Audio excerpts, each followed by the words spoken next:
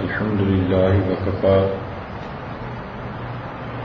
سلام على عباده الذين اصطفى أما بعد أعوذ بالله من الشيطان الرجيم بسم الله الرحمن الرحيم إن المسلمين والمسلمات والمؤمنين والمؤمنات والقانتين والقانتات والصديقين والصادقات والصابرين والصابرات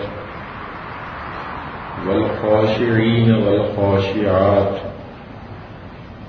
والمتصدقين والمتصدقات والصائمين والصائمات والحافظين فروجهم والحافظات والذاكرين الله كثيرا والذاكرات أعد الله لهم مغفرة وأجرا عظيما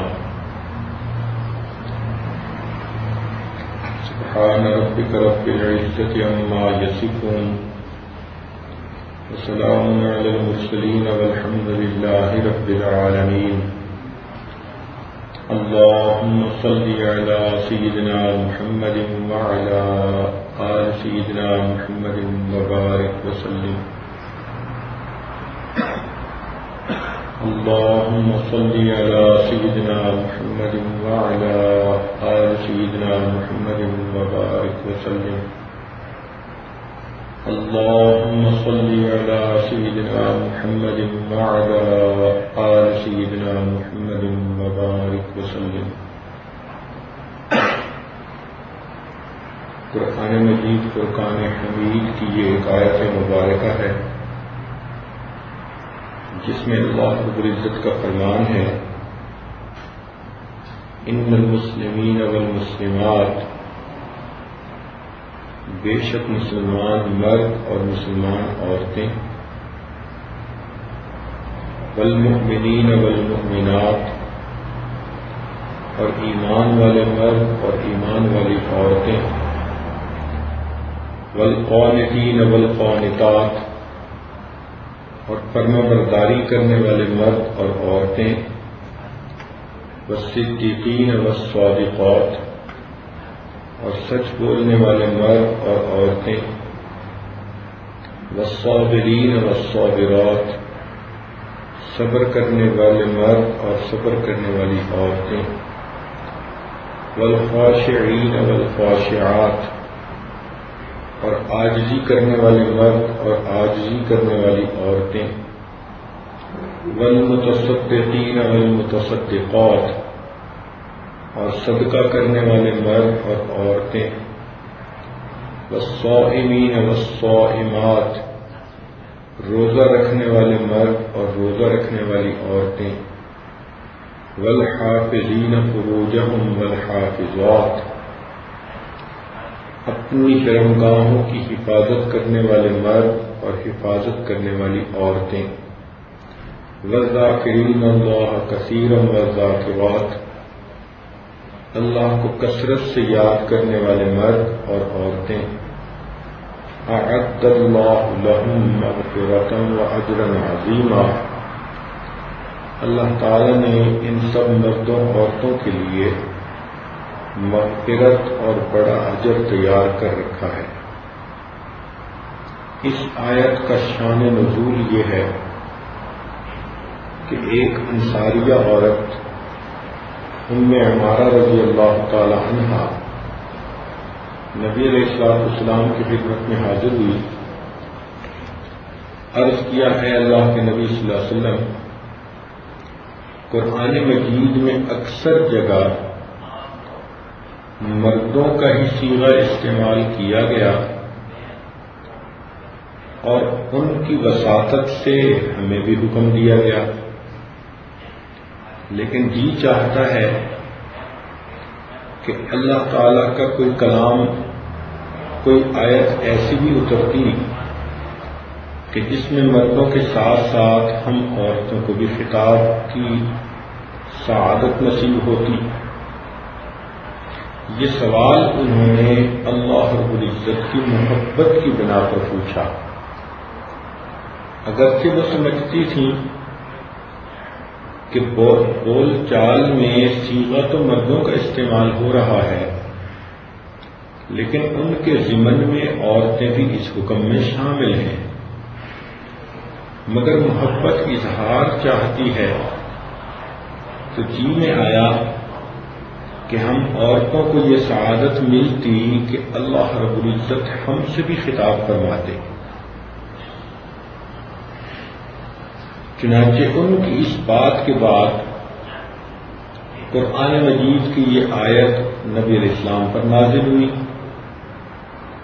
یہ اتنی جامع آیت ہے کہ اس میں اللہ رب العزت نے مردوں کا بھی صیغہ استعمال کیا، عورتوں کا بھی استعمال کیا، یعنی مردوں کو بھی مخاطب کیا، عورتوں کو بھی مخاطب کیا، اور اس میں ان کی مغفرت کے لیے 10 شرطیں بیان کی گئیں۔ قرآن مجید کی اس آیت کو آج پڑھنے کا مقصد یہ ہے کہ اب رمضان مبارک کے بقیہ جتنے بھی بیانات ہوں گے وہ اسی کی تشریح ہوں گے۔ اصل مقصود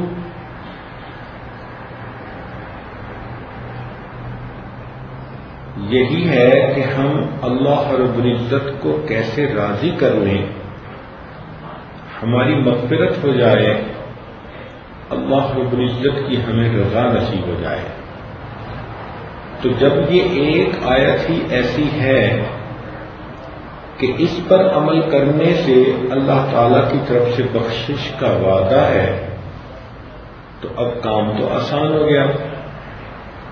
لہذا عورتوں کی خدمت میں گزارش ہے کہ وہ اس آیت کے ترجمے کو بھی یاد رکھنے کی کوشش کریں اور اس کی جو تفصیلات کہی جائیں گی ان کو عمل کی نیت سے سنیں، ان باتوں کو عملی جامہ پہنائیں تاکہ ہمیں اس آیت پر عمل کرنے کی سعادت نصیب ہو اور اس بنا پر ہمیں اللہ رب العزت کی طرف سے مغفرت کا انعام نصیب ہو جائے۔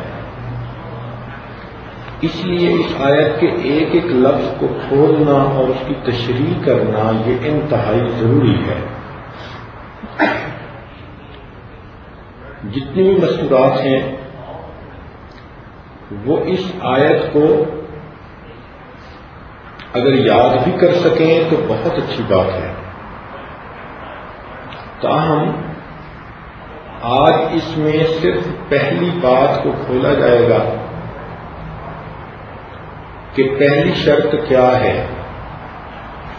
تو فرمایا ان المسلمین والمسلمات، بے شک مسلمان مرد اور مسلمان عورتیں۔ مسلمان اس کو کہا جاتا ہے کہ جو شخص کلمہ پڑھ کر دین اسلام کو قبول کر لے۔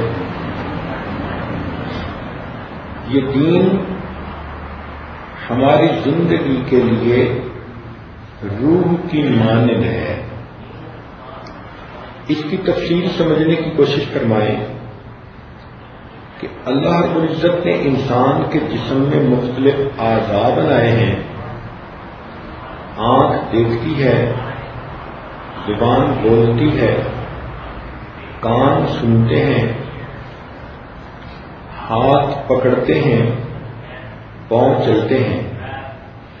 ہر عضو کا اپنا اپنا ایک فنکشن ہے اور ایک عضو کا فنکشن دوسرے سے بالکل مختلف ہے۔ جو کام ایک عضو کر سکتا ہے وہ کام دوسرا نہیں کر سکتا۔ مثال کے طور پہ آنکھوں سے ہم دیکھ سکتے ہیں، باقی جسم کا کوئی عضو نہیں دیکھ سکتا۔ زبان سے بول سکتے ہیں، باقی جسم کا کوئی عضو نہیں بول سکتا۔ کان سے ہم سن سکتے ہیں، جسم کا بقیہ کوئی بھی آرگن سن نہیں سکتا۔ گویا انسان ایسے آرگن سے مل کر بنا کہ جو اپنی اپنی الگ صفت رکھتے ہیں اور ایک دوسرے سے وہ اپنی صفات میں بالکل جدا ہیں، یا یوں کہہ سکتے ہیں کہ ایک دوسرے کی ضد ہیں، مگر اللہ رب العزت نے اس ضدین کے مجموعہ میں روح کو اتارا، جس کی وجہ سے یہ سب اعضاء ایک بن کر کام کرتے ہیں۔ چنانچہ جب تک انسان کے جسم میں روح موجود ہے، اس کے پاؤں پہ زخم آئے گا تو آنکھوں میں سے آنسو آ جائیں گے، اگر اس کے پاؤں میں درد ہو تو رات کو نیند نہیں آئے گی، آنکھ یہ کبھی نہیں کہے گی کہ پاؤں کو درد ہے، مجھے تو درد نہیں، میں تھکی ہوئی ہوں، میں تو سونا چاہتی ہوں۔ کیونکہ روح موجود ہے، ایک عضو کی لذت پورے جسم کی لذت اور ایک عضو کی تکلیف پورے جسم کی تکلیف ہو جائے گی۔ گویا یہ سارے اعضاء ایک بن کر کام کریں گے، ان سب کے اندر اتفاق ہوگا، یکجائیت ہو جائے گی۔ ایسا کبھی نہیں ہوگا کہ سر میں درد ہو اور پاؤں ڈاکٹر کے پاس چل کے جانے سے انکار کر دیں کہ یہ میرا مسئلہ نہیں، یہ تو سر کا مسئلہ ہے۔ جب تک جسم کے اندر روح موجود ہے، جسم کے سارے اعضاء ایک ہیں اور ایک بن کر کام کرتے ہیں، ان کے اندر یونٹی موجود ہے۔ ہاں، جب جسم سے روح نکل جائے، اب اگر کوئی بندہ اس میت کے بازو کو کاٹنے کی کوشش کرے تو اب پاؤں بھاگیں گے نہیں اس جسم کو بچانے کے لیے، آنکھوں میں سے کوئی آنسو نہیں آئے گا، کیونکہ اب وہ یونٹی ختم ہو گئی، جسم میں سے روح نکل گئی۔ اگر یہ مثال ہمیں اچھی طرح سمجھ آ گئی تو ہم اپنے گھروں کے اوپر نظر دوڑائیں تو ہمارے گھر ایسے افراد کا مجموعہ ہیں جو ایک دوسرے سے مختلف ہیں، ایک کی حیثیت دوسرے کے پاس نہیں۔ مثال کے طور پہ گھر بنتا ہے میاں بیوی، بیٹا بیٹی، بہن بھائی سے مل کر۔ اب گھر میں جو خامن کی حیثیت ہوتی ہے وہ کسی دوسرے کی نہیں ہو سکتی، جو ماں کی حیثیت ہے وہ کسی دوسرے کی نہیں ہو سکتی، بھائی کی حیثیت بہن نہیں لے سکتی اور بہن کی حیثیت بھائی نہیں لے سکتا۔ سب آپس میں ایک دوسرے سے مختلف حیثیتیں رکھتے ہیں، مگر اللہ رب العزت نے ان افراد کے اندر بھی ایک چیز کو اتار دیا جس کو ہم دین کہتے ہیں۔ جب تک وہ دین ان لوگوں میں موجود ہو، یہ اسی طرح ایک بن کر محبت و پیار کے ساتھ زندگی گزارتے ہیں جیسے روح کی موجودگی میں جسم کے اعضاء ایک بن کر رہتے ہیں۔ چنانچہ جس گھر کے اندر دین موجود ہوگا تو وہاں اولاد کی اوپر ماں باپ کو شفقت ہوگی، اولاد کے دلوں میں ماں باپ کی قدر ہوگی، بہن بھائی سے محبت رکھے گی، بھائی اپنی بہن پر شفقت رکھے گا۔ یہ سارا گھرانہ ایک جسم کی مانند ہوگا۔ ان میں سے ایک شخص کی پریشانی پورے گھر کی پریشانی کہلائے گی اور ایک شخص کی خوشی پورے گھر کی خوشی کہلائے گی۔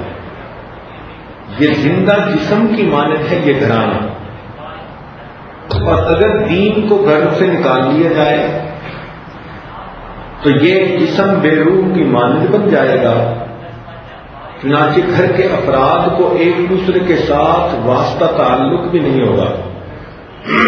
ہم دیکھتے ہیں کہ جن گھروں میں دینداری کی زندگی نہیں، خامن بیوی کی پرواہ نہیں کرتا، بیوی خامن کی بات نہیں مانتی، بہن بھائی سے نہیں بولتی، بھائی بہن کو دیکھنا پسند نہیں کرتا، گھر کے سارے لوگ ایک دوسرے سے کٹے کٹے رہتے ہیں، حتیٰ کہ ہمارے پاس بعض لوگ شکایت لے کر آتے ہیں، باپ کہتا ہے جی کہ میرا بیٹا ہے، میں نے پال پوس کے بڑا کیا، جوان کیا، اب اتنا بگڑ گیا ہے کہ 6 مہینے ہو گئے میرے ساتھ ایک جگہ بیٹھ کے کھانا نہیں کھاتا۔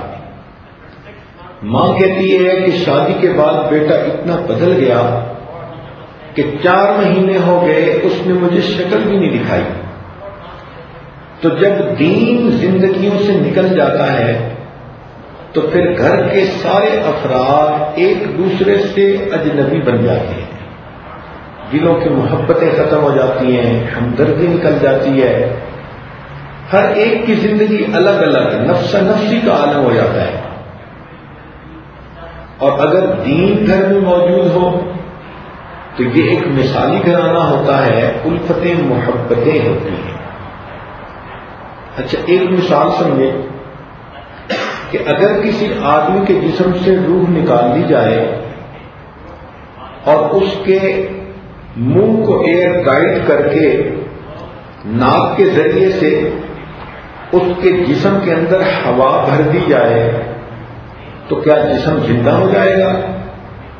کبھی بھی نہیں ہوگا۔ ہوا روح کا سبسٹیٹیوٹ تو نہیں بن سکتی۔ اسی طرح اگر کسی گھر سے دین کو نکال دیا جائے اور انسانی بنے ہوئے قوانین اور اصول اس گھر کے اندر لاگو کر دیے جائیں تو کیا دلوں میں الفتیں محبتیں آ جائیں گی؟ ہرگز نہیں آئیں گی۔ اس لیے جن گھروں میں دینداری نہیں ان کی محبتیں بھی سطحی محبتیں ہیں، ورنہ دلوں کے اندر ایک دوسرے کے ساتھ نفرتیں ہوتی ہیں۔ اسی بات کو ذرا ایک اور انداز سے سمجھیے۔ اللہ تعالیٰ نے اس دنیا میں 2 چیزوں کو جوڑنے کے لیے کوئی نہ کوئی تیسری چیز بنائی ہے۔ مثال کے طور پر کاغذ کے 2 ٹکڑوں کو جوڑنا ہو تو گلو استعمال کریں تو وہ کاغذ کے ٹکڑے ایک بن جائیں گے، لیکن اگر کپڑے کے 2 ٹکڑوں کو جوڑنا ہو تو اب گلو کام نہیں آئے گی، سوئی دھاگا استعمال کریں گی تو کپڑے کے 2 ٹکڑے ایک بن جائیں گے۔ اگر لکڑی کے 2 ٹکڑوں کو جوڑنا ہو تو سوئی دھاگا بھی کام نہیں آئے گا، کیل استعمال کریں گی تو 2 ٹکڑے ایک ہو جائیں گے۔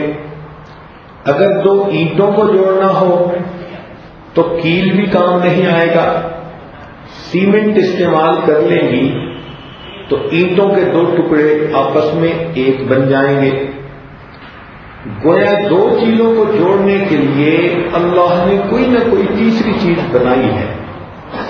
اب ذہن میں ایک سوال پیدا ہوتا ہے کہ 2 انسانوں کے دلوں کو جوڑنے کے لیے کون سی چیز ہے؟ اس کا جواب دین ہے۔ اگر وہ دونوں بندے نیک بن جائیں، متقی بن جائیں، پرہیزگار بن جائیں تو اللہ تعالیٰ ان دونوں کے درمیان محبتیں ڈال دیں گے۔ قرآن مجید اس پر گواہی دے رہا ہے، ان الذین آمنوا وعملوا الصالحات سیجعل لهم الرحمن ودا، بے شک جو لوگ نیک اعمال کریں، ایمان لائیں، نیک اعمال کریں، اللہ ان کے دلوں میں محبتیں ڈال دیں گے۔ تو دین کی وجہ سے دلوں میں محبتیں آتی ہیں۔ اس لیے دین اسلام ہماری زندگیوں کی کامیابی کے لیے اہمیت اسی طرح رکھتا ہے جس طرح ہماری جسمانی زندگی کے لیے روح اہمیت رکھتی ہے۔ روح کے بغیر جسم کی زندگی کا تصور نہیں، اور دین کے بغیر کامیاب زندگی کا تصور نہیں۔ اس لیے ہم نے جو دین اسلام کو قبول کیا تو فقط اس لیے نہیں کہ وہ ہمارے ماں باپ کا دین ہے، بلکہ اس لیے کہ ہم خود اس نتیجے پر اب پہنچ گئے ہیں کہ یہ اللہ رب العزت کا انعام ہے، اس کی نعمت ہے جو اس نے اپنے پیارے محبوب صلی اللہ علیہ وسلم کے واسطے سے اس امت کو عطا فرمائی، اور یہ نعمت ہم تک ہمارے والدین کے ذریعے پہنچی۔ اب ہم اس کو اپنی خوشی سے قبول کرتے ہیں۔ ہم فقط مسلم بائی چانس نہیں بلکہ مسلم بائی چوائس بن رہے ہیں۔ اب ہم پختگی کی سوچ والی عمر کو پہنچ گئے، زندگی کے اپنے ڈیسیژن خود کرنے کی حیثیت رکھتے ہیں، لہذا ہمارے دل کا یہ ڈیسیژن ہے کہ ہم کلمہ پڑھ کر مسلمان ہوتے ہیں اور دین اسلام کو اپنی زندگی کا ایک اللہ تعالی کا احسان سمجھتے ہیں۔ اللہ تعالیٰ نے دین اسلام کو پسند فرمایا، وَرَضِيتُ لَكُمُ الْإِسْلَامَ دِينًا، اور ہم بھی اس دین کو اپنی زندگی پر لاگو کر کے اللہ تعالیٰ کی رضا کو حاصل کرنے کے لیے تیار ہیں۔ اللہ تعالیٰ چاہتے ہیں کہ یا ایھا الذین آمنوا ادخلوا فی السلم کافہ، اے ایمان والو پورے کے پورے سلامتی میں داخل ہو جاؤ، یعنی سر کے بالوں سے لے کر پاؤں کے ناخنوں تک مسلمان بن جاؤ۔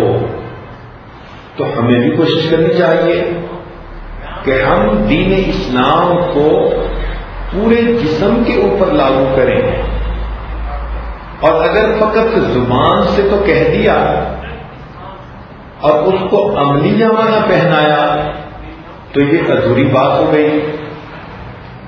اس لیے کہنے والے نے کہا، خلت نے کہہ بھی دیا لا الہ تو کیا حاصل، دل و نگاہ مسلمان نہیں تو کچھ بھی نہیں۔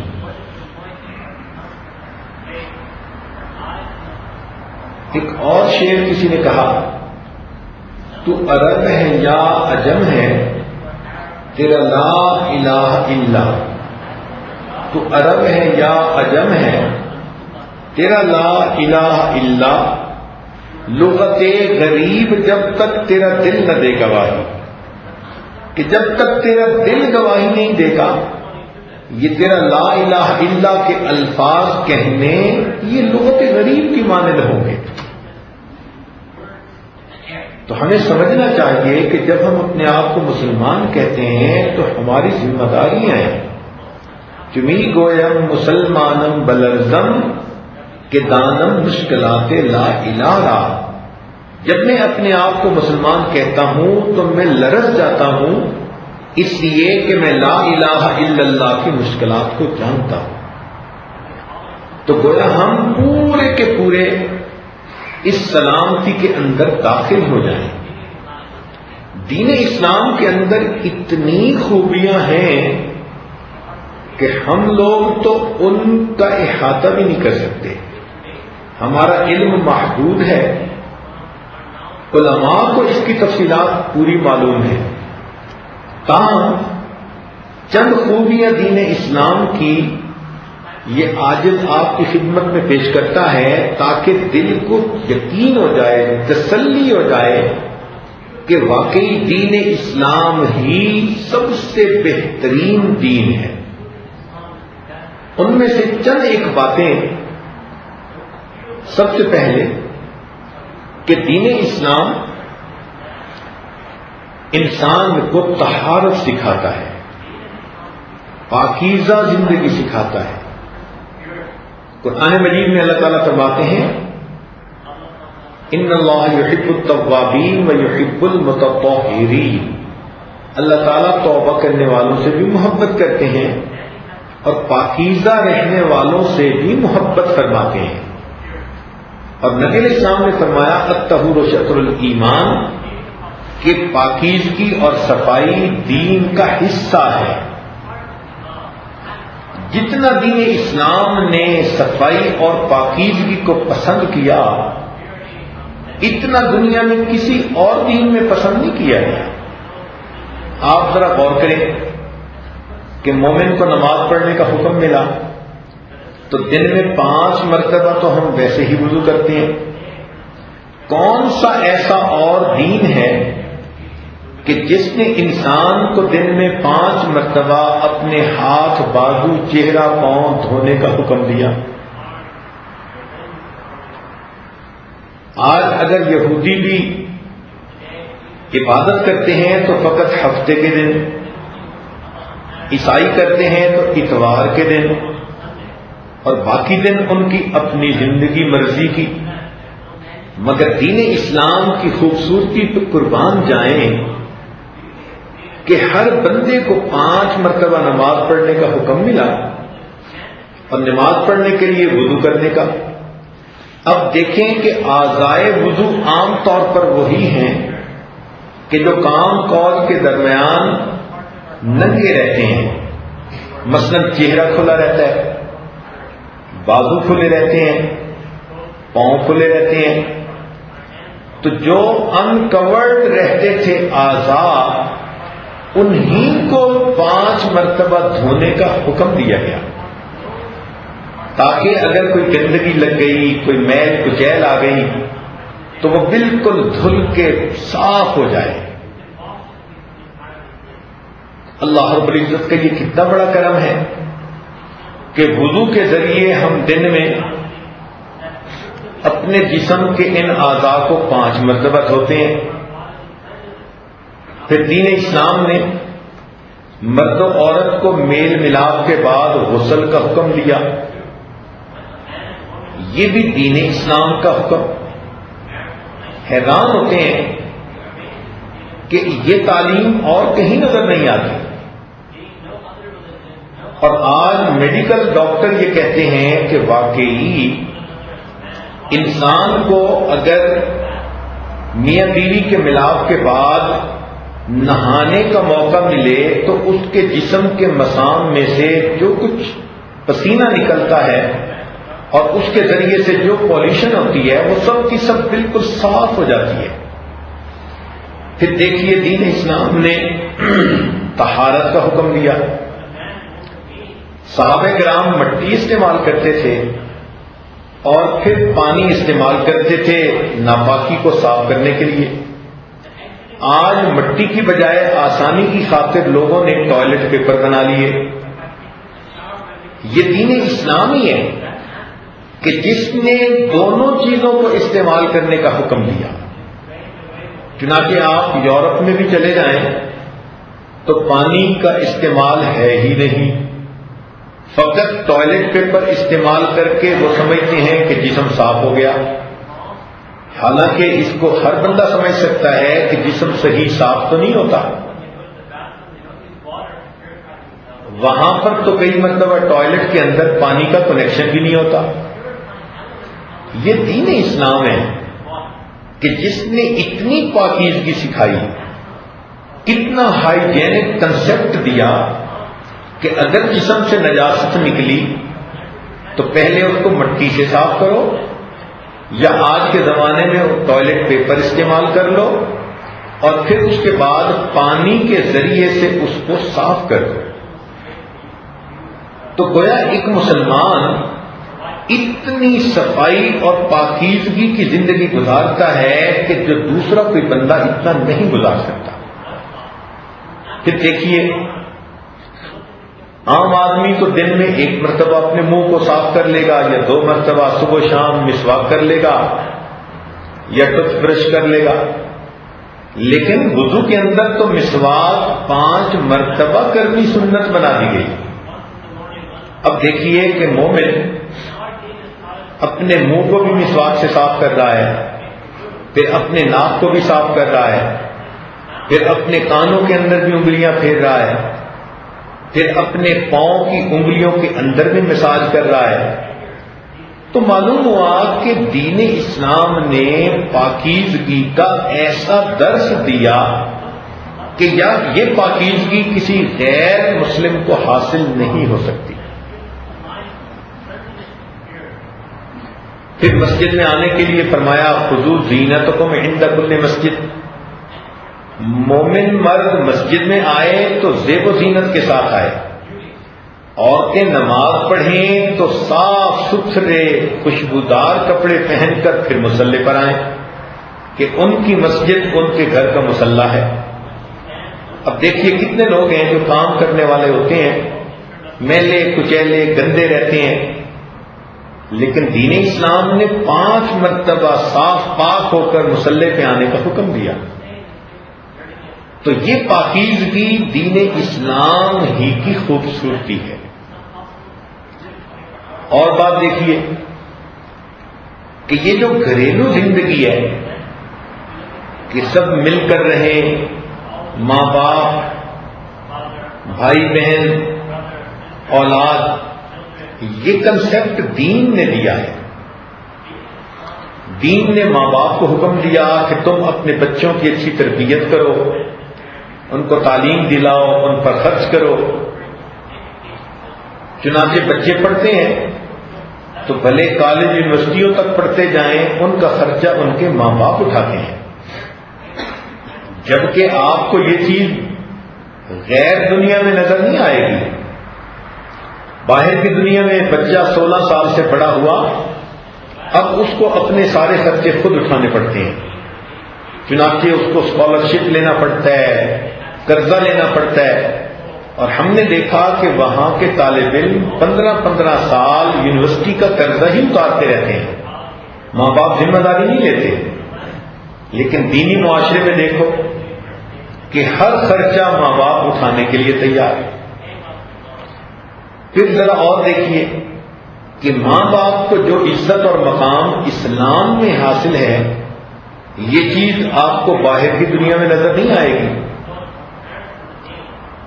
وہاں پر تو بچہ 18 سال سے بڑا ہوا تو ماں باپ کا اس کے اوپر پھر کوئی حق نہیں رہتا. بس پورے سال میں ایک مرتبہ مدر ڈے منا لیا جائے گا اور فادر ڈے منا لیا جائے گا. اس دن ان کو فون کر دو، خط لکھ دو، گویا ماں باپ کا حق ادا ہو گیا. چنانچہ ایک مرتبہ امریکہ میں سفر کر رہے تھے، ایک بوڑھی خاتون قریب آئی اور پوچھنے لگی کہ کیا آپ مسلمان ہیں؟ جواب دیا جی ہاں. اس نے کہا میں نے سنا ہے کہ مسلمان اپنے وعدے میں بڑے پکے ہوتے ہیں. ہم نے کہا جی بالکل صحیح بات پڑھی آپ نے. اس نے کہا کہ پھر آپ بھی میرے ساتھ ایک وعدہ کریں. کہا کہ بھئی کیوں وعدہ کریں؟ اس نے کہا کہ بس آپ میرے ساتھ وعدہ کریں. پوچھا کہ کیا چاہتی ہیں؟ اس نے جواب دیا کہ میں بوڑھی عورت ہوں، میرے بیٹے بھی ہیں، بیٹیاں بھی ہیں، مگر وہ سب جوان ہو چکے. اب کسی کے پاس اتنی فرصت نہیں کہ وہ مجھے دن میں 1 منٹ کے لیے ملنے آ جائیں. میں اپنے گھر میں اکیلی رہتی ہوں اور میں تنہائی کی وحشت سے تنگ آ گئی ہوں اور لگتا ہے کہ میں ذہنی مریضہ بن جاؤں گی. سارا دن میں گھر کی دیواروں کو تکتی رہتی ہوں، کوئی مجھے فون کرنے والا نہیں ہوتا، کوئی میرا حال پوچھنے والا نہیں ہوتا. میں کھاؤں یا نہ کھاؤں، رات کو نیند آئے یا نہ آئے، جیوں یا مروں، میرے ساتھ کسی کو کوئی دلچسپی نہیں. مجھے زندگی کا کوئی مقصد نظر نہیں آتا. آپ ایک کام کریں کہ جہاں کہیں بھی ہوں دن میں 1 منٹ کے لیے مجھے ٹیلی فون کر کے صرف اتنا پوچھ لیا کریں کہ آپ خیریت سے ہیں.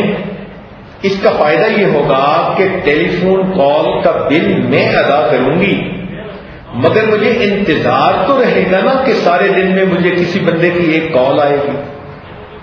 اس دن احساس ہوا کہ یا اللہ، دین اسلام سے ہٹ کے جو لوگ زندگیاں گزار رہے ہیں وہ کتنی مصیبت میں گرفتار ہیں.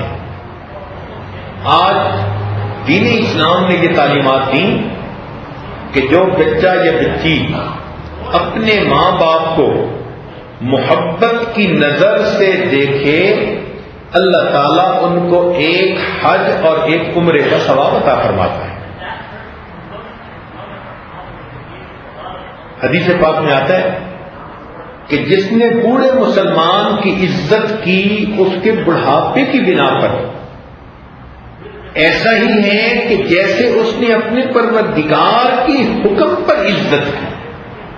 اب بتائیے کہ دین اسلام نے تو ہر بوڑھے کی عزت کرنے کا حکم دیا، مگر باہر کی دنیا کے تو حالات ہی کچھ اور ہیں۔ چنانچہ مشہور واقعہ ہے کہ ایک عورت نے اپنے جوان بیٹے کے اوپر مقدمہ کیا کہ یہ میرے ساتھ میرے گھر میں رہتا ہے، اس نے کتا پالا ہوا ہے، یہ 3-4 گھنٹے روزانہ اس کتے کو نہلاتا ہے، کھلاتا ہے، بھگاتا ہے، میرے کمرے میں 1 منٹ کے لیے نہیں آتا۔ چنانچہ بیٹے نے بھی وکیل کیا، ماں نے بھی وکیل کیا، اور آخر پر مقامی عدالت نے فیصلہ یہ کیا کہ کتے چونکہ بچے نے خود پالے ہیں اس لیے وہ اس کے اوپر لائبلٹی ہے، چاہے 1 گھنٹہ لگے یا 5 گھنٹے لگیں اس کو کتوں کے اوپر لگانے پڑیں گے۔ اور چونکہ لڑکے کی عمر 18 سال سے اوپر ہو چکی اس لیے ماں اس کے لیے کوئی لائبلٹی نہیں، اگر وہ ماں کے کمرے میں 1 منٹ کے لیے نہیں جاتا تو عدالت بچے کو مجبور نہیں کر سکتی۔ اب بتائیں کہ اس ماحول میں ماں کا کیا عالم ہوگا کہ جس میں بیٹا 1 منٹ اپنی ماں کو اپنا چہرہ دکھانے کا بھی روادار نہیں۔ چنانچہ ہمارے ایک پروفیسر تھے، وہ بتاتے تھے کہ میرے سامنے ایک دوست کو فون آیا کہ اس کے والد فوت ہو گئے، تو اس نے کال اٹینڈ کی، ڈاکٹر کو کہا کہ ان کو دفن کر دو اور بل مجھے بھجوا دیں، اس کو سیمیٹری سروس کے حوالے کر دیں تاکہ وہ ان کو دفن کر دیں اور بل مجھے بھیج دیں، میں بل کی پیمنٹ کر دوں گا۔ وہ کہتے ہیں میں نے اس لڑکے سے کہا کہ تم جا کے باپ کا چہرہ بھی نہیں دیکھنا چاہتے؟ تو وہ کہنے لگا کہ مجھے اس کی کیا ضرورت ہے۔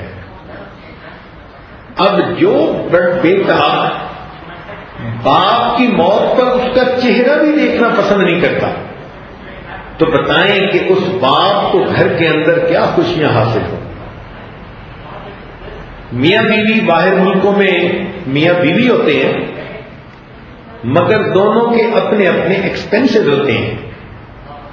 ہم نے ایک مرتبہ دیکھا کہ ایک خاوند کو سگریٹ کی ضرورت تھی تو اس نے اپنی بیوی سے سگریٹ ادھار مانگی اور کہنے لگا کہ جب میری بیوی کو ضرورت ہوتی ہے یہ مجھ سے سگریٹ ادھار مانگتی ہے، اور دونوں کی شادی کو 23 سال گزر چکے تھے۔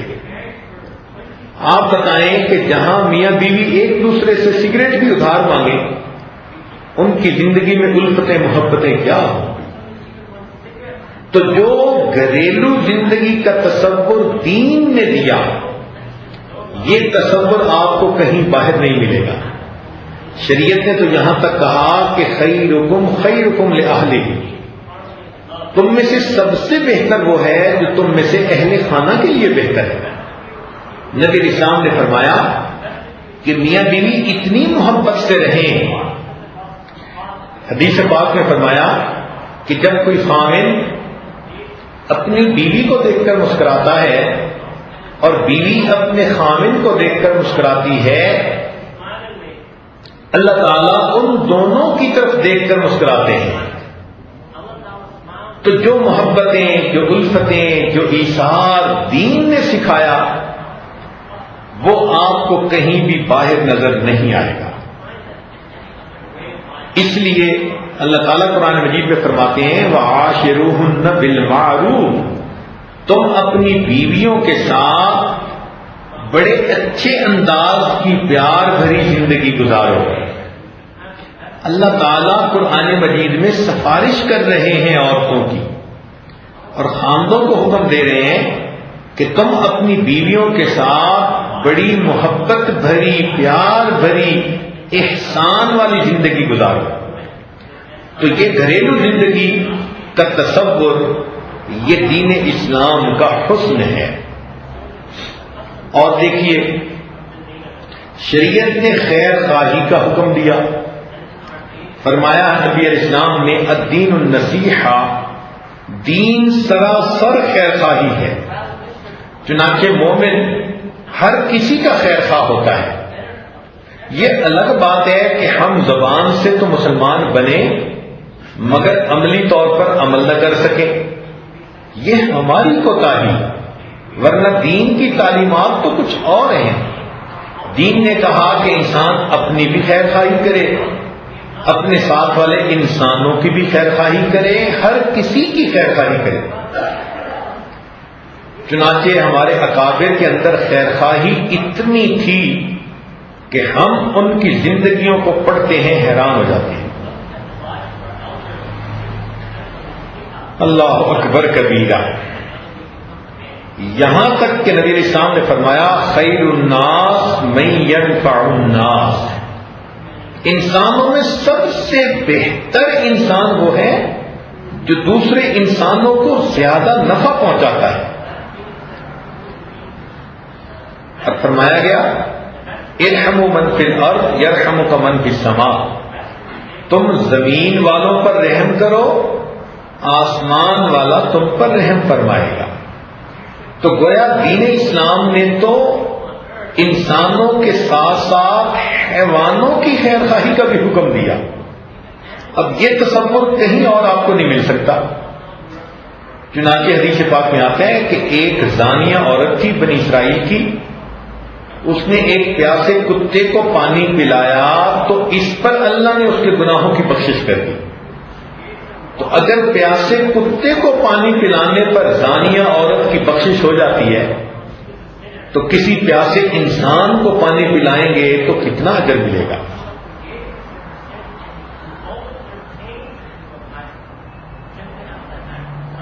حدیث قرآن مجید کی ایک آیت میں ایک چیونٹی کا تذکرہ ہے کہ سلیمان علیہ السلام اپنے تخت کے اوپر جا رہے تھے لشکر کے ساتھ. ایک چیونٹی نے جب دیکھا تو اس نے دوسری چیونٹیوں کو کہا یا ایتھا النمل ادخلوا مساکنکم، اے چیونٹیوں اپنے بلوں کے اندر گھس جاؤ، ایسا نہ ہو کہ سلیمان علیہ السلام کا لشکر تمہیں پاؤں کے نیچے مسل کے چلا جائے. تو ساری چیونٹیاں اپنے سوراخوں میں چلی گئیں. اب چیونٹی کی یہ خیر خواہی اللہ تعالیٰ کو اتنی پسند آئی کہ اللہ تعالیٰ نے قرآن مجید میں اس کا تذکرہ کیا اور ایک سورت کا نام النمل چیونٹی کے اوپر رکھا. اگر چیونٹی کی خیر خواہی اللہ کو اتنی اچھی لگی ہے تو ایک انسان دوسرے انسان کی خیر خواہی کرے گا تو اللہ تعالیٰ اس کو کتنا پسند فرمائے گا.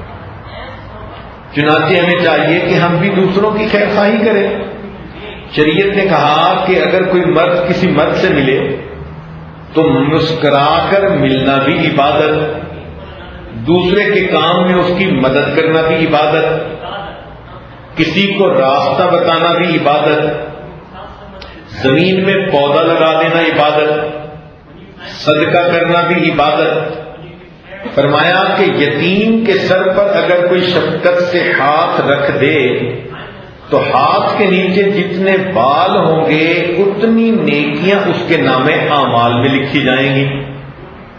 تو یتیم بچے کے سر پہ ہاتھ رکھنا بھی عبادت. اتنی خیر خواہی سبحان اللہ.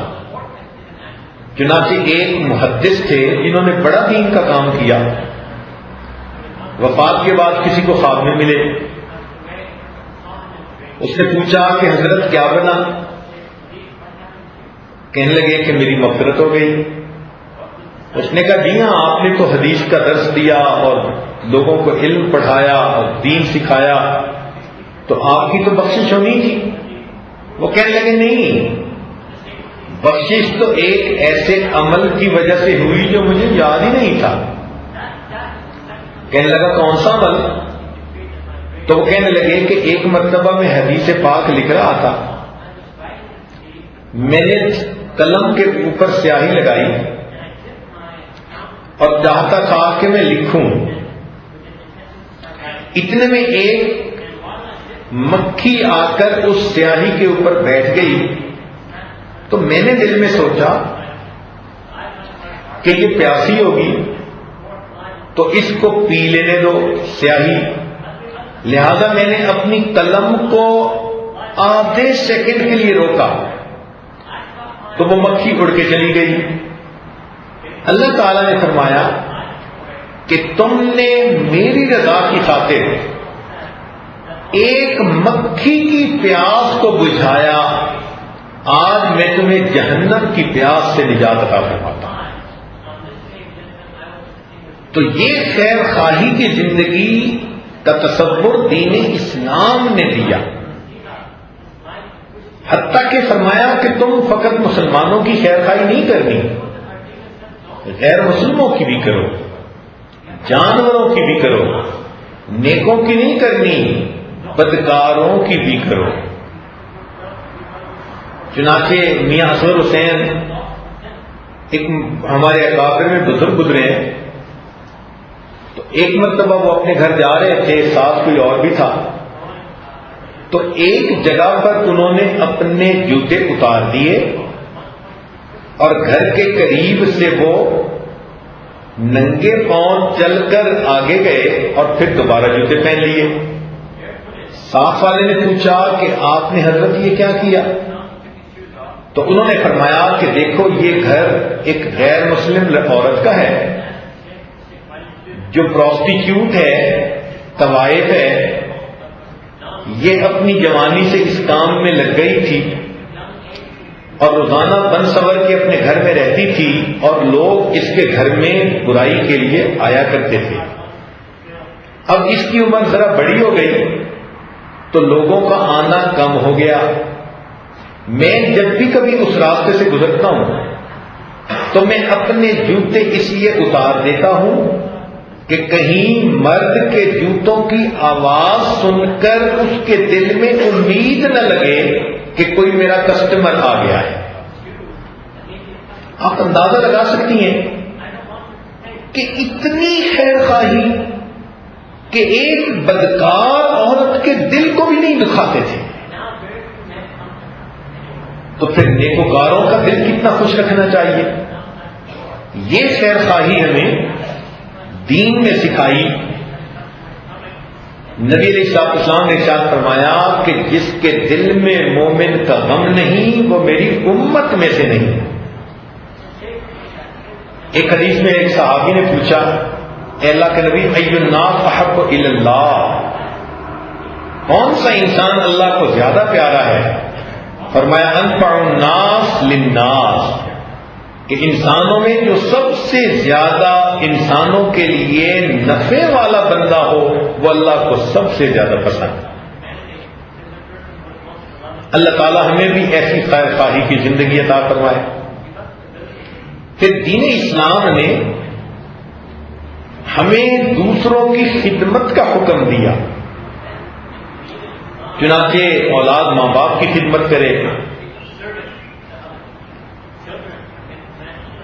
چھوٹے بڑوں کی خدمت کرے، شاگرد استاد کی خدمت کرے، میزبان مہمان کی خدمت کرے۔ یہ خدمت کا ایک ایسا عنوان ہے کہ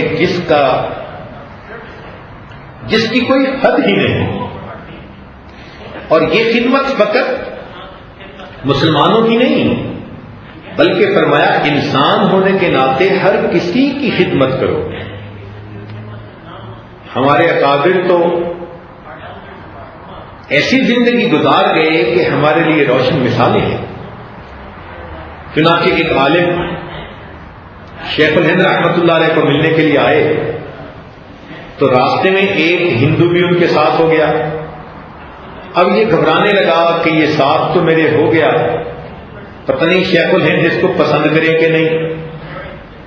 ملنے کے لیے آیا، شیخ الہند رحمۃ اللہ علیہ نے دونوں کو کھانا کھلایا اور دونوں کو سلا دیا۔ وہ عالم کہتے ہیں کہ جب رات کو میری آنکھ کھلی تو میں نے کیا دیکھا کہ وہ ہندو مہمان سویا ہوا ہے اور شیخ الہند جیسے بڑے بزرگ اور عالم اس کے بیٹھے ہوئے پاؤں دبا رہے ہیں.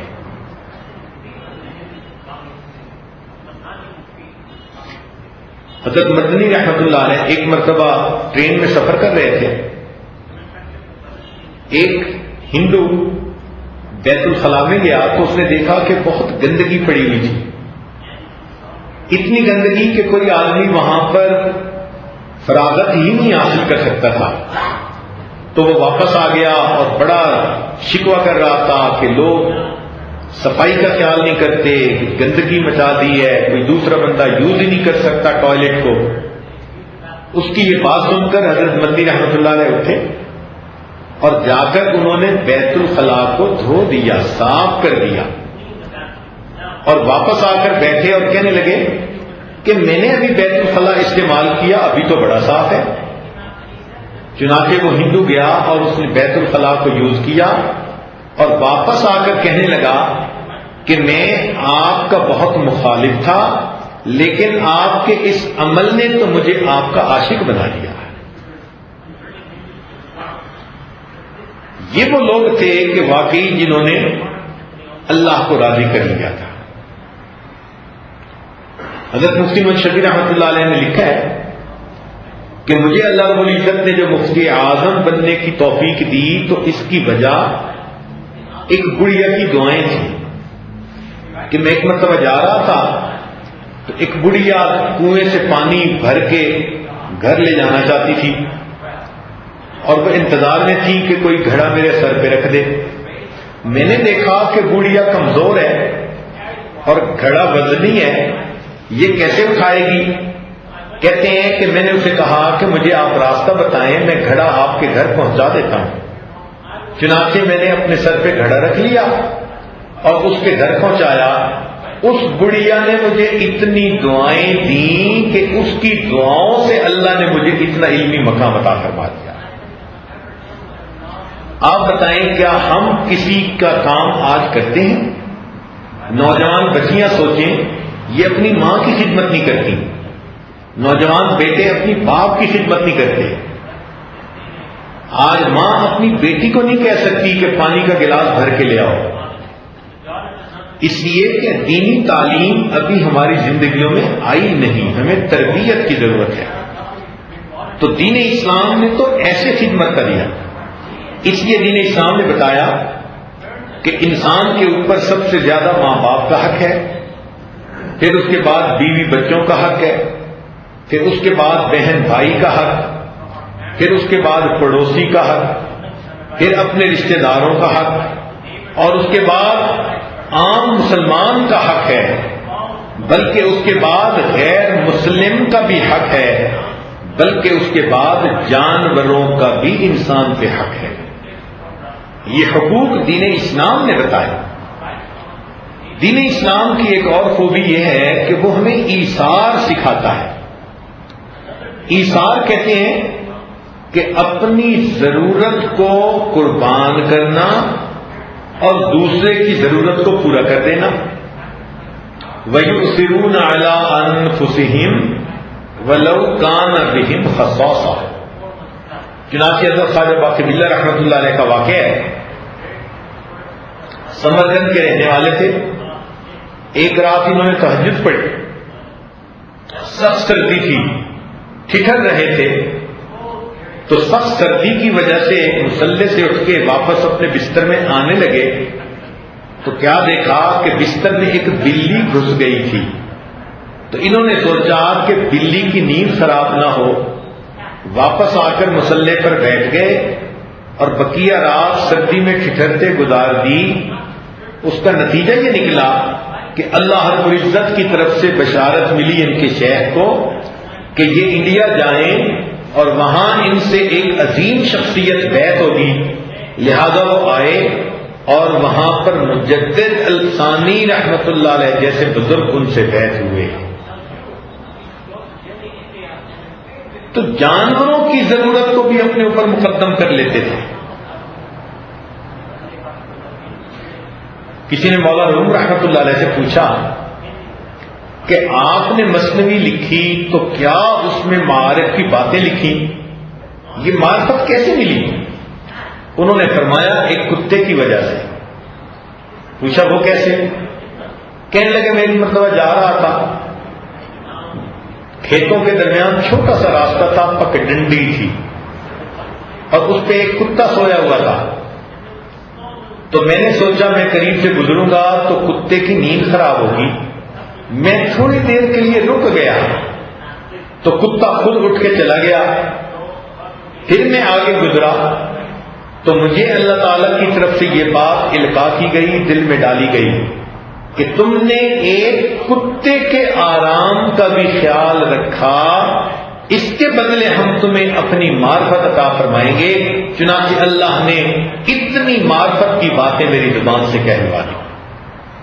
آج ہم اپنی بیوی کی نیند کا خیال نہیں کرتے، والدین کی نیند کا خیال نہیں کرتے، بچوں کا خیال نہیں کرتے، ہم گھروں میں ایسے رہتے ہیں جیسے جانور ہوتے ہیں۔ کاش کہ ہم دین اسلام کی تعلیمات کے مطابق اپنی زندگی گزارنے کی کوشش کرتے تو دنیا میں بھی خوشیاں پاتے اور اللہ کے ہاں بھی بڑا مقام پا لیتے۔ کہ دین اسلام سچ کا دین ہے، انسان کو سچی زندگی سکھاتا ہے، جھوٹ سے نفرت سکھاتا ہے۔ چنانچہ نبی اسلام نے فرمایا مومن سب کچھ ہو سکتا ہے مگر مومن جھوٹا نہیں ہو سکتا۔ نبی اسلام نے فرمایا ان الصدق ینجی والکذب یہلک، سچائی سے انسان کو نجات ملتی ہے اور جھوٹ انسان کو ہلاک کر دیتا ہے۔ یہ سچ بولنا انسان کی زندگی کی پریشانیوں کو ختم کر دیتا ہے۔ ہمارے بزرگوں نے کہا کہ جو شخص اپنی زبان سے جھوٹ بولنا چھوڑ دیتا ہے اللہ تعالیٰ اس بندے کی دعاؤں کو رد کرنا بھی چھوڑ دیتا ہے۔ یہ سچی اور سچی زندگی گزارنے کی تعلیم دین اسلام نے دی۔ اتنی شفاف زندگی، ٹرانسپیرنٹ زندگی، اس کے بڑے مشہور واقعات ہیں۔ چنانچہ کاندھلا ایک شہر، ایک گاؤں تھا جس میں مسلمان اور ہندو اکٹھے رہتے تھے۔ وہاں پر ایک چھوٹا سا زمین کا ٹکڑا تھا جس پر ایک مسلمان اور ہندو کے درمیان جھگڑا ہوا۔ مسلمان کہتا تھا کہ یہ میرا پلاٹ ہے، ہندو کہتا تھا میرا ہے۔ جب تھوڑا جھگڑا بڑھنے لگا تو مسلمان نے سمارٹ بننے کی کوشش کی اور اناؤنس کر دیا کہ یہ میرا پلاٹ ہے، میں یہاں پر مسجد بناؤں گا۔ جواب میں ہندو نے بھی کہہ دیا کہ میں یہاں پر مندر بناؤں گا۔ اب بات تو تھی دو بندوں کی، لیکن وہ دو مذاہب کا جھگڑا بن گیا۔ چنانچہ پورے شہر کے اندر ٹینشن ہو گئی، قریب تھا کہ لوگ ایک دوسرے کے مرنے مارنے پہ تل جاتے۔ عدالت میں مقدمہ پیش ہو گیا تو انگریز جج تھا، وہ چاہتا تھا کہ یہ آپس میں صلح و صفائی کر لیں۔ تو اس نے دونوں فریقین سے پوچھا کہ کوئی ایسی صورت ہے کہ صلح و صفائی سے یہ معاملہ حل ہو جائے؟ تو ہندوؤں نے کہہ دیا کہ جی ہاں، ایک مسلمان عالم ہیں، آپ ان کو بلا کے ان سے گواہی لے لیں، وہ اگر گواہی دے دیں کہ یہ ہندوؤں کی زمین ہے تو یہ آپ ہمیں دے دیں، اور کہیں مسلمانوں کی ہے تو ان کو دے دیں۔ چنانچہ انگریز نے اگلی تاریخ دے دی اور کہا کہ چلو اس کا مناسب حل نکل آئے گا۔ جب ہندو باہر آئے اور دوسرے لوگوں نے سنی تو باقی ہندوؤں نے ان کو لان تان کی کہ تم کیا کسی مسلمان کو حکم بنا کے آ گئے، وہ مسلمان ہے، وہ تو مسجد بنانے کے لیے کہے گا کہ مسلمانوں کی ہے، تم مقدمہ ہار گئے، تم نے برا کیا۔ اگلی تاریخ پر جب مسلمان اور ہندو دونوں عدالت میں گئے تو شاہ عبد العزیز رحمۃ اللہ علیہ کے شاگردوں میں سے ایک بزرگ تھے مفتی الہی بخش کاندھلوی رحمۃ اللہ علیہ، ان کو جج نے بلایا ہوا تھا تو جج نے ان سے پوچھا کہ یہ زمین کس کی؟ مسلمانوں کو توقع تھی کہ یہ کہیں گے کہ مسلمانوں کی، تاکہ ہم مسجد بنائیں، اللہ کا گھر بنائیں۔ تو مفتی صاحب نے فرمایا جی کہ یہ زمین تو ہندو کی ہے۔ جج نے پوچھا کہ کیا ہندو اس کے اوپر اپنا مندر بنا سکتے ہیں؟ انہوں نے کہا کہ جب ملکیت ان کی ہے تو اختیار بھی ان کا، وہ جو چاہیں بنائیں۔ تو جج نے عجیب فیصلہ لکھا۔ اس نے مقدمے کا فیصلہ سناتے ہوئے کہا کہ آج کے اس مقدمے میں مسلمان تو ہار گئے مگر اسلام جیت گیا۔ آج کے اس مقدمے میں مسلمان تو ہار گئے مگر اسلام جیت گیا۔ جب جج نے یہ فیصلہ سنایا تو وہ ہندو کہنے لگا کہ جج صاحب آپ نے اپنا فیصلہ سنا دیا، اب میرا فیصلہ بھی سن لیجئے کہ اگر اسلام اتنا سچ سکھانے والا دین ہے تو میں یہ کہتا ہوں کہ میں کلمہ پڑھ کر مسلمان ہوتا ہوں اور اس جگہ پر مسجد بنانے کا میں ارادہ کرتا ہوں۔ تو دین اسلام تو سچ سکھانے والا دین ہے۔ پھر دین اسلام حیا سکھاتا ہے۔ یہ حیا ایک ایسی صفت ہے کہ اس کی تعلیم دین اسلام ہی کا حسن ہے۔ حیا والا دین، چنانچہ حدیث پاک میں آتا ہے الحیاء شعبۃ من الایمان، کہ حیا ایمان کا ایک شعبہ ہے۔ اور فرمایا گیا اذا فاتک الحیاء اعمل ما شئت، جب حیا تجھ سے رخصت ہو جائے تو پھر تو جو چاہے کر۔ آج باہر کی دنیا میں چلے جاؤ تو دنیا کہتی ہے کہ شائنس از اے سکنس، کہ شرم ایک بیماری ہے۔ چنانچہ لڑکوں اور لڑکیوں کے دلوں سے شرم کو نکالا جاتا ہے تاکہ وہ صحیح جانوروں کی طرح آپس میں تعلقات قائم کر سکیں۔ دین اسلام نے حیا کی تعلیم دی۔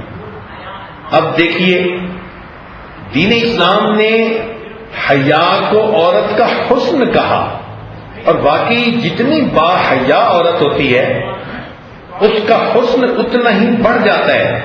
یہ جو نیکی، تقوی، شرافت، حیا کا حسن ہے، یہ شکل کے حسن سے کئی گنا زیادہ ہوتا ہے۔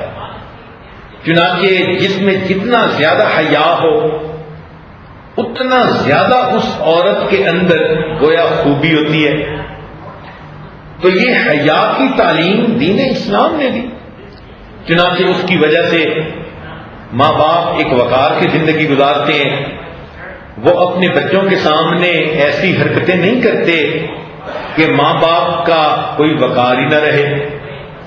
اب چونکہ باہر کی دنیا میں یہ چیز ہے نہیں، تو آپ اگر باہر کی دنیا میں کبھی جائیں تو بچوں کے سامنے ماں باپ کو عجیب حرکتیں کرتے دیکھیں گے۔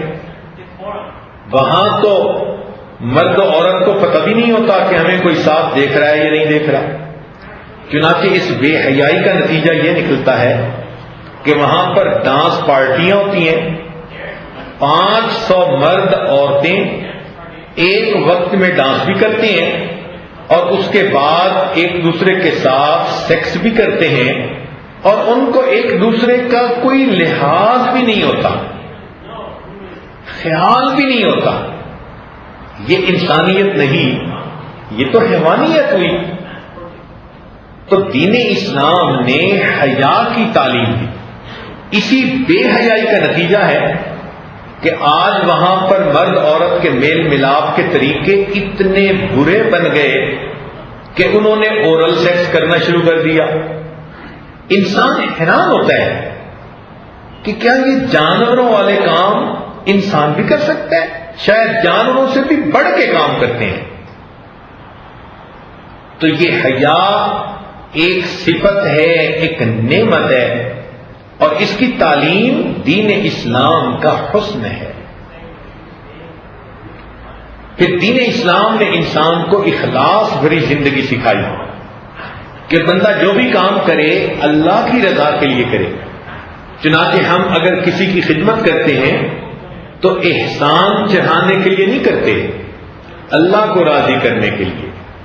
اگر کوئی امیر آدمی کسی غریب کو دیتا ہے تو احسان جتلانے کے لیے نہیں دیتا، اپنے اللہ کو راضی کرنے کے لیے دیتا ہے۔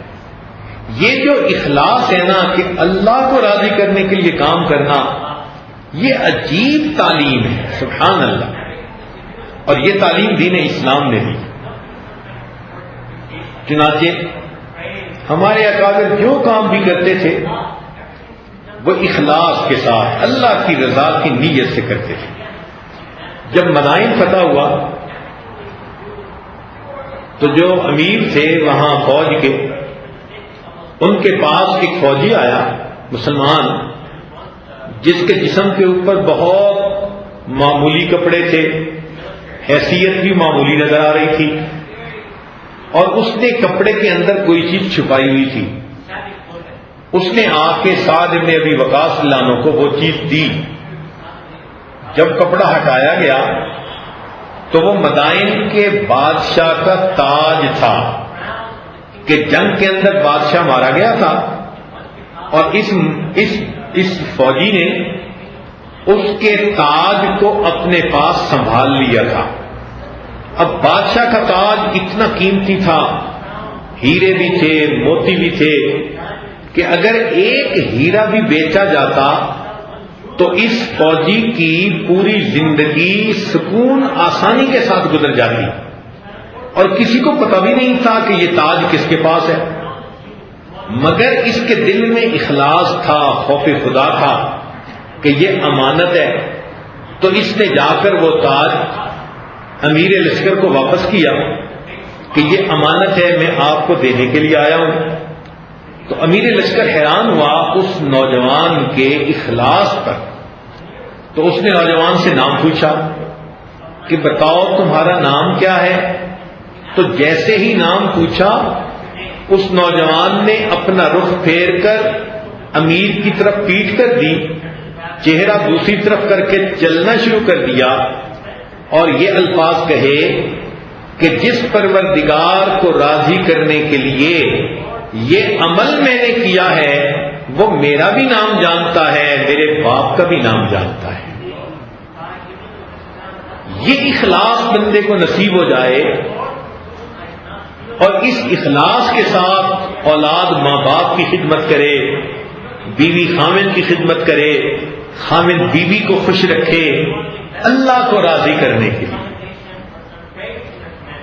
حدیث پاک میں آتا ہے قیامت کے دن اللہ تعالیٰ ایک بندے کو بلائیں گے، فرمائیں گے میرے بندے میں بھوکا تھا، تو نے مجھے کھانا نہیں کھلایا، میں پیاسا تھا، تو نے مجھے پانی نہیں پلایا، اور میں بیمار تھا، تو نے میری طبیعت بھی نہیں پوچھی۔ تو وہ بندہ بڑا حیران ہوگا، کہے گا یا اللہ آپ یہ کیا فرما رہے ہیں؟ اس لیے کہ آپ تو بھوک پیاس سے پاک ہیں، منزہ مبرہ ہیں، بیمار ہونے سے بالاتر ہے۔ تو اللہ رب العزت فرمائیں گے کہ ہاں فلاں موقع پر تیرا پڑوسی بھوکا تھا، اگر تو اپنے پڑوسی کو کھانا کھلاتا یہ ایسے ہی ہوتا جیسے تو نے مجھے کھانا کھلایا ہوتا، اگر تو پڑوسی کو پانی پلاتا ایسے ہی تھا جیسے تو نے مجھے پانی پلایا، پڑوسی بیمار تھا، تو نے اگر اس کی جو ہے وہ بیمار کرسی کی ہوتی یہ ایسے ہی تھا جیسے تو نے میری بیمار کرسی کی۔ اس دن احساس ہوگا کہ دین اسلام کی تعلیمات کیسی تعلیمات ہیں۔ تو یہ چند باتیں اس لیے میں نے کھولی کہ احساس ہو جائے، دل میں یقین بیٹھ جائے کہ ہم فقط اس لیے مسلمان نہیں کہ باپ دادا مسلمان رہے، بلکہ اب دین کو پڑھنے کے بعد، سمجھنے کے بعد ہمارے دل سے آواز اٹھتی ہے کہ دین اسلام ہی ہماری زندگی کا دین ہے، اور ہم اس کو قبول کر کے اللہ کا احسان مانتے ہیں۔ تو دین اسلام سے تو ایسے محبت ہو جیسے محبت کی کوئی انتہا ہوتی ہے۔ ایسا نہیں ہونا چاہیے کہ مسلمان کہلاتے ہوئے شرمانے لگے، نام بتاتے ہوئے شرمانے لگے، یا مسلمان کہلاتے ہوئے اپنے آپ کو مجرم محسوس کرنے لگے. ایسا نہیں، بلکہ دل کی چاہت اور محبت کے ساتھ ہم اپنے آپ کو مسلمان بنائیں اور مسلمان ہونے پر دل میں اللہ کا شکر ادا کریں.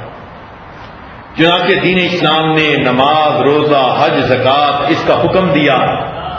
نماز کے اندر کیا حکمتیں ہیں، روزے میں، حج میں، زکوٰۃ میں، یہ تو مستقل الگ عنوانات ہیں.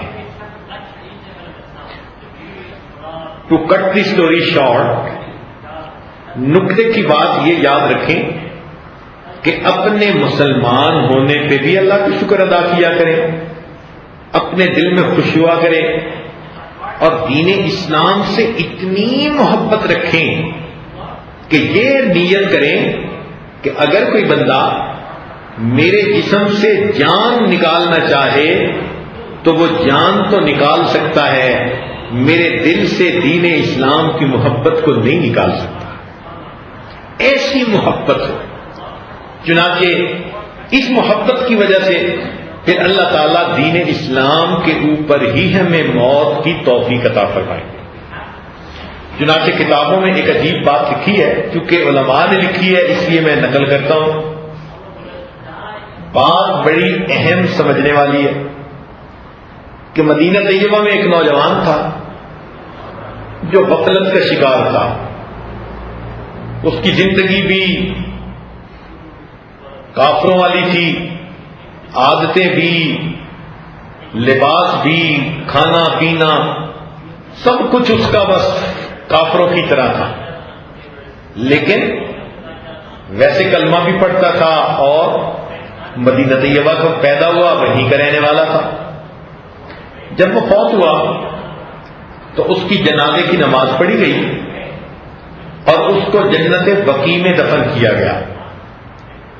اللہ کی شان کہ جو لوگ دفن کر کے واپس آئے ان میں سے ایک بندہ تھا جس کے جیب میں کوئی ایسا کاغذ تھا جو بڑا اہمیت کا حامل تھا، اور اس کو یہ محسوس ہوا کہ جب دفن کرنے کے لیے میں قبر میں اترا تھا تو وہ کاغذ کہیں نیچے نہ گر گیا. چنانچہ اس نے حکومت سے اجازت مانگی کہ قبر کو کھولا جائے اور میرا وہ کاغذ کتنا اہم ہے وہ نکالا جائے. اس کو اجازت مل گئی. جب قبر کھولی گئی تو دیکھا کہ وہاں پر تو مرد کی بجائے ایک انگریز گوری لڑکی دفن ہے. تو قبر کھولنے والے بھی بڑے حیران. اب یہ بات کافی لوگوں میں پھیل گئی، اس کی تصویریں بھی لی گئیں، اخباروں میں بھی چھپائی گئیں. چنانچہ یورپ کے کسی ملک سے ان کو ایک اطلاع ملی کہ یہ تصویر تو میری بیٹی کی تصویر ہے. تو اس سے رابطہ کیا گیا. جب اس بندے کو جا کر ملے تو اس نے کہا کہ جی اس کی چند دن پہلے وفات ہوئی اور ہم نے تو اسے عیسائیوں کے قبرستان میں دفن کیا. چنانچہ یہاں حکومت سے اجازت لے کر جب اس لڑکی کی قبر کو کھودا گیا تو دیکھا گیا کہ وہاں اس نوجوان کی لاش پڑی تھی. تو لوگ بڑے حیران ہوئے کہ یہ کیا معاملہ. تو اس انگریز سے پوچھا کہ یہ کیا معاملہ تم بتاؤ. اس نے کہا کہ مجھے تو پتہ نہیں، لیکن اتنا مجھے اندازہ ہے کہ میری اس بیٹی نے کچھ دنوں سے اسلام کے بارے میں کتابیں پڑھنی شروع کر دی تھی اور یہ مجھے بار بار کہتی تھی کہ میں دین اسلام سے محبت رکھتی ہوں. یہ بار بار کہتی تھی اور ہو سکتا ہے کہ اس نے کلمہ بھی پڑھ لیا ہو. تب جا کر لوگوں کو بات سمجھ میں آئی کہ جو نوجوان مدینہ میں پیدا ہوا اور فقط ظاہر کا مسلمان تھا، اندر سے غیر مسلموں کے طور طریقوں کو پسند کرتا تھا، اس کو اگر جنت بقیع میں بھی دفن کیا گیا تو اللہ نے اس کی لاش کو عیسائیوں کے قبرستان میں پہنچا دیا اور عیسائی لڑکی جو اگرچہ عیسائیوں کے قبرستان میں دفن کی گئی، دین اسلام سے محبت رکھنے کی وجہ سے اللہ نے اس کی لاش کو جنت بقیع میں پہنچا دیا۔ تو یہ واقعہ اگرچہ اخباروں کا واقعہ ہے، لیکن اتنا ہمیں سمجھانے کے لیے کافی ہے، ہم اپنے دل میں دین اسلام سے محبت رکھیں، اس پر اللہ کا شکر ادا کریں اور اس دین اسلام پر عمل کرنے کی کوشش کریں، اور اپنے آپ کو مسلمان بنا کر رکھنے کی کوشش کریں، اس لیے کہ یہ 10 شرطوں میں سے پہلی شرط ہے۔ اللہ تعالی ہمیں ان تمام 10 شرائط پر عمل کی توفیق عطا فرمائے تاکہ ہماری بخشش یقینی ہو جائے اور ہم اللہ تعالیٰ کے برگزیدہ اور فرما بردار بندوں میں شامل ہو جائیں۔ وآخر دعوانا ان الحمد للہ رب العالمین۔ تھوڑی دیر کے لیے مراقبہ کر لیجیے۔ انسان جب اپنے اندر جھانکتا ہے اسے اپنی اصل تصویر نظر آتی ہے۔ اپنے من کے دریچے کو کھولیے، اپنی اصل تصویر کو دیکھیے۔ لا الہ الا اللہ محمد رسول اللہ۔ دعا کر لیجیے۔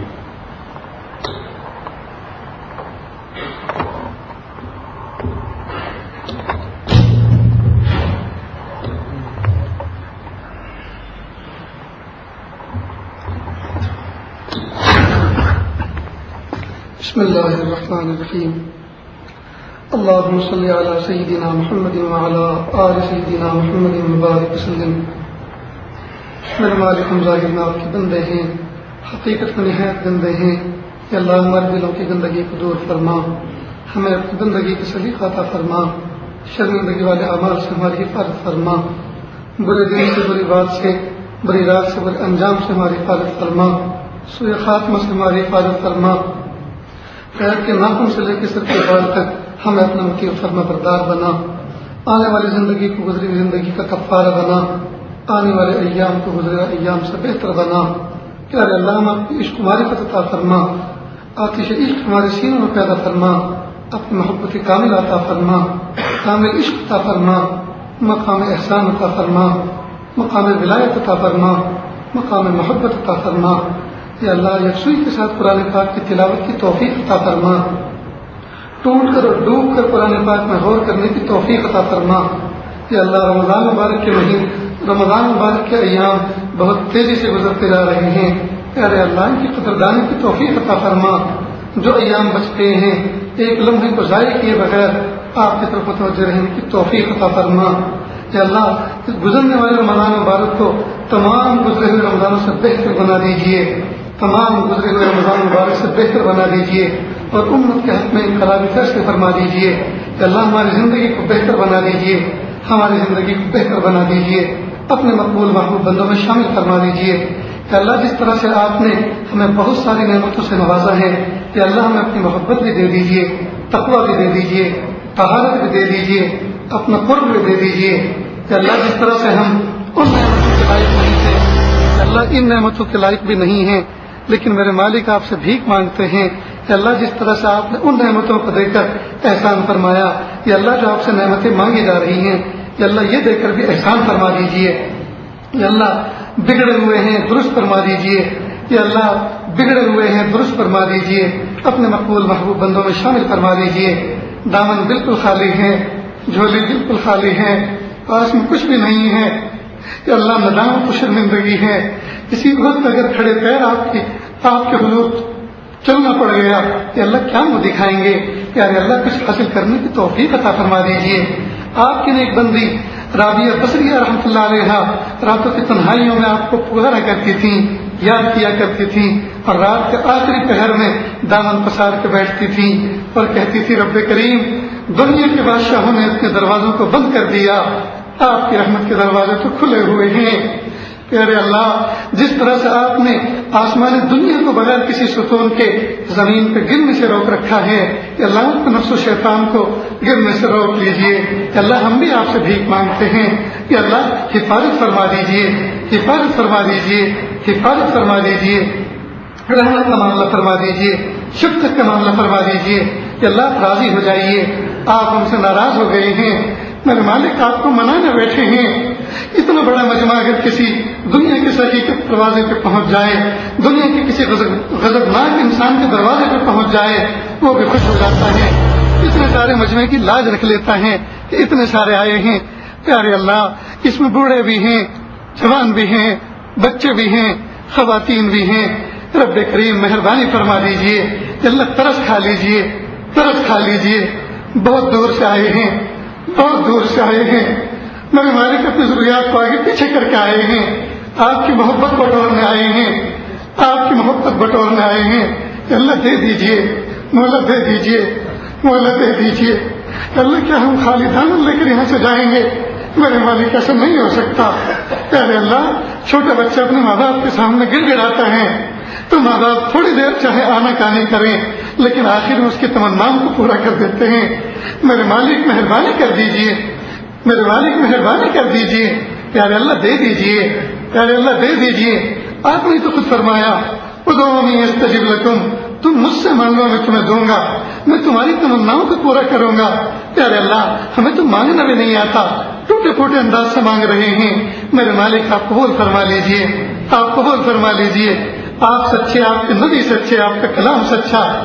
پیارے اللہ، یہ مبارک ایام ہیں، آپ سے بھیک مانگ رہے ہیں، میرے مالک آپ ہمیں عطا فرما دیجئے۔ یا اللہ، آپ نے فرمایا میں بندوں کی ضرورتوں کو پوری کرتا ہوں۔ یا اللہ، ایمان ہماری بنیادی ضرورت ہے، ایک لمحہ بھی اس کے بغیر ہم نہیں جی سکتے۔ پیارے اللہ، میں ایمانی کامل عطا فرما دیجئے، محبت کامل عطا فرما دیجئے، عشق کامل عطا فرما دیجئے۔ ہماری ہڈی ہڈی بوٹی بوٹی سے اپنے ذکر کو جاری فرما دیجئے، رومے رومے انگ انگ سے اپنے ذکر کو جاری فرما دیجئے۔ آتش عشق ہمارے سینوں میں پیدا فرما دیجئے۔ پیارے اللہ، پیارے اللہ، زندگی کے ایام ایسی غفلتوں میں گزر رہے ہیں، نظریں اٹھا کے چلنے کی لذت تو بہت لی، میرے مالک اپنی نگاہیں جھکا کے چلنے کی لذت عطا فرما دیجئے۔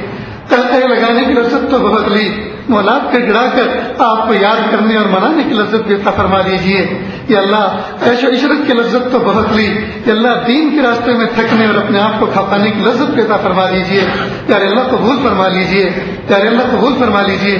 ان مجالس کو قبول فرما لیجئے کہ اللہ جو باتیں کہی جا رہی ہیں، کہ اللہ جو سنی جا رہی ہیں، پیارے اللہ عمل کی توفیق عطا فرما دیجئے، عمل کی توفیق عطا فرما دیجئے، قابلیت و قبولیت عطا فرما دیجئے، مقبولیت و محبوبیت عطا فرما دیجئے۔ یا اللہ، جس گھڑی جس وقت آپ کو جو عمل آپ کو پسند ہو، یا اللہ وہ عمل کرنے کی توفیق عطا فرما دیجئے، موقع کی سوجھ عطا فرما دیجئے، مقبولیت و محبوبیت عطا فرما دیجئے، مطرودیت و مردودیت سے حفاظت فرما دیجئے۔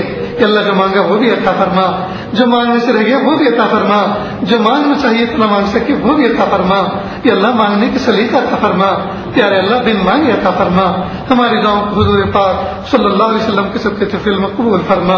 وصلی اللہ تعالی علی خیر خلقہ محمد وآلہ واصحابہ اجمعین برحمتک یا ارحم الراحمین، برحمتک یا ارحم الراحمین، برحمتک یا ارحم الراحمین۔